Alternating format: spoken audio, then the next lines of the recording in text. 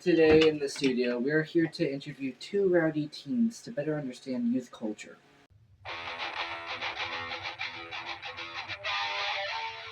So, what's with the whole punk ordeal? We're not punk. Yeah, I'm new wave. I'm Riot Grrrl. Totally different thing. Totally different. Oh, whoops! How would you define the new wave genre? New wave began in the late 70s as it started to branch off of the ongoing punk movement, specifically in the East Coast and England. The biggest distinction between the two, in sound at least, is the use of synthesizers.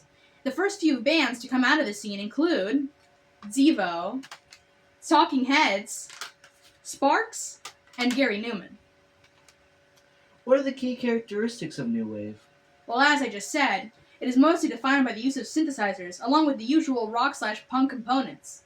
Another big characterization, however, is the scene that it had in New York and other East Coast areas. As new wave branched away from punk, shows were performed at the legendary CBGB venue and other adjacent to it.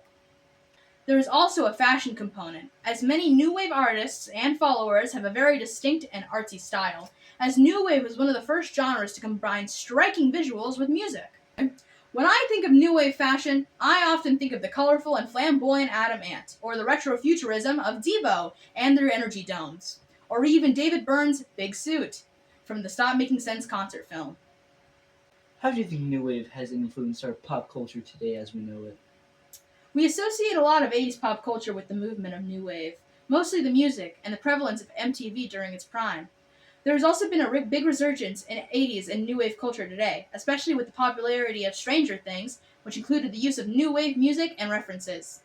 New wave music also pioneered a lot of technological tools that are vital in the music industry today. Synthesizers and electronic based sound was unheard of before the rise of new wave and bands that utilized its beeps and boops. Now, electronically produced sound is commonplace in the music industry.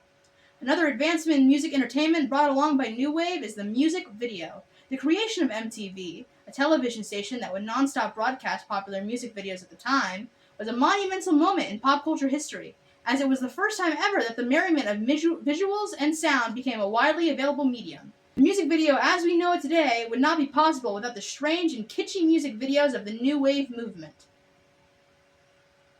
More questions? Okay. I'll just say thank you. I like your big suit. Thanks. When and where did this movement start? Riot Grrrl was an offset of punk, born out of the discontent with rampant sexism within the scene. Taking place in Olympia, Washington in the 1990s, it was led by Kathleen Hanna and her band and zine Bikini Kill. Bands like Huggy Bear, Slater Kinney, Heaven to Betsy, the Linda Lindas, Jack of Jill, and Julie Ruin / The Teague that Kathleen Hanna was also a part of were pivotal to the scene. Help me understand further, what are the key characteristics of Riot Grrrl? The movement was not limited to just its music, but was also surrounded by a culture of zines, politics, and fashion. Zines specifically were self-published magazines, oftentimes based around socio-political issues. They were very often provocative, exploring themes of sexuality and femininity. Being a feminist movement, these women were known for participating in political protests and advocating for women's rights, both in and outside of their scenes. You could often find riot girls in ripped tights, miniskirts, and chopped hair. We know when and where this movement started, but please, tell me, where do you think ramped this up? The punk movement was notorious for its rampant sexism and racism. Women were seen as too weak and were often harassed off stage. The few women in this scene wrote songs expressing this discontent. A great example is X-Ray Spec's song "I'm a Poser," written by a key inspiration to Kathleen Hanna, polystyrene. Additionally, Riot Grrrl popped up around the same time as the third wave feminist movement, but this time it opened itself to a more diverse group.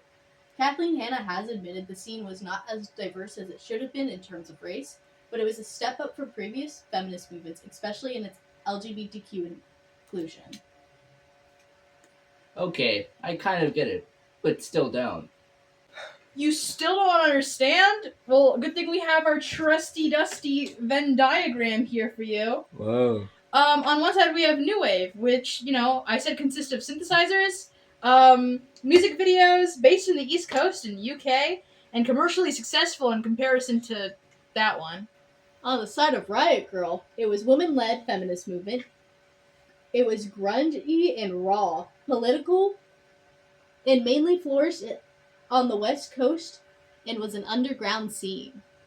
Overall, some points of similarities include music-based subcultures based on punk with distinct fashion.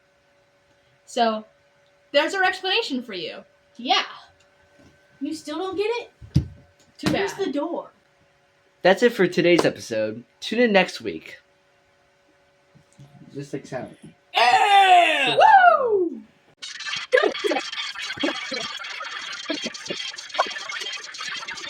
How do you think New Wave has influenced our pop? How do you think? Deep breaths, everyone. The music video as we know it today, We We know. know when and where. Shut up. Shut up. We know when and where. We know when and where this movement started, but please tell me, what do you think ramped this up? Can we? Yeah, you should. Yeah. Shut up. We know when and where this movement started, but please tell me.